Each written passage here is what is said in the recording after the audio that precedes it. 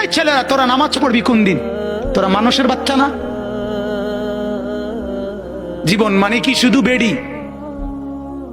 হ্যাঁ, জীবন মানে শুধু বেডির পিছনে আড়ানো? হ্যাঁ, জিন্দিগি মানে উলঙ্গ ছবি?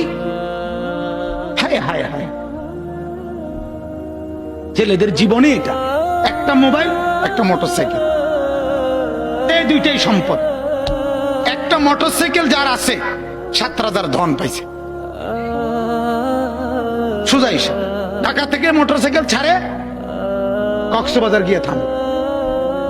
হ্যাঁ, প্রতিদিন রাতে, প্রতিদিন শত শত ছেলে মোটরসাইকেল চালায়। এজন্য ভাবা দরকার।